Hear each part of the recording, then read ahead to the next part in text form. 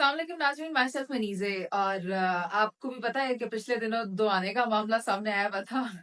और हमेशा से ये लफ्ज़ मुझे बहुत ज़्यादा फ़नी साउंड करता है। हम वाटरमेलन की बात कर रहे हैं। वाटरमेलन को देहाती ज़ुबान में यही कहा जाता है, या लोग इसको ज़्यादातर इसी तरह जानते हैं और समझते हैं, जिसे कि दुआना कहते हैं। खैर, अगर किसी का लाल दुआना निकला है तो उसको बहुत ज़्यादा खुशी होती है।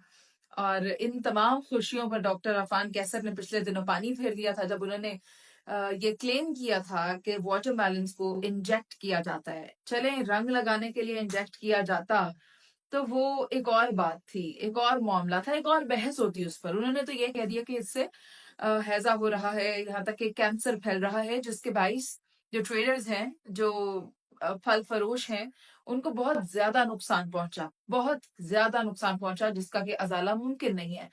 जो 70-60 रुपए किलो वाला तरबूज था, वो 20 रुपए किलो पर आ गया। यहाँ तक कि जो कंटेनर्स थे, जो ट्रॉले थे, वो बिक नहीं रहे थे, वो उसका कोई खरीदार नहीं आ रहा था। वहां बैक एंड से जहां से आ रही थी चीज, उधर बड़ा नुकसान हो रहा था।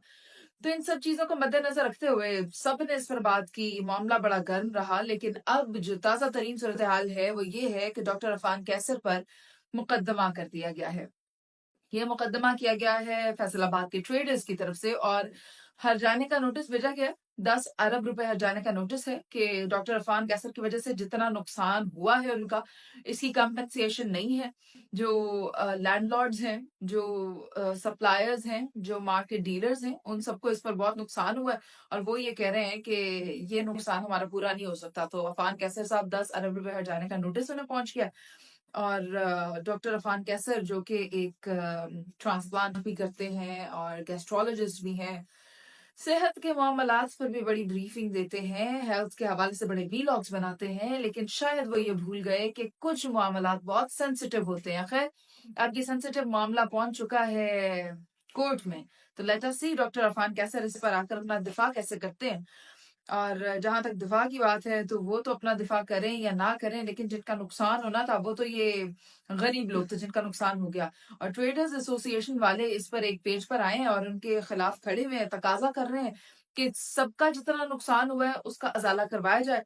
डॉक्टर अफान कैसर से इसका जवाब तलब किया जाए कि मुआशरे में जो केओस पैदा हुआ, जो अफरा तफरी पैदा हुई, जो प्राइसेस का डाउनफॉल आया, जिनके कारोबार चले गए, उनको इंसाफ कैसे मिलेगा? उन्हें इंसाफ मिल नहीं सकता।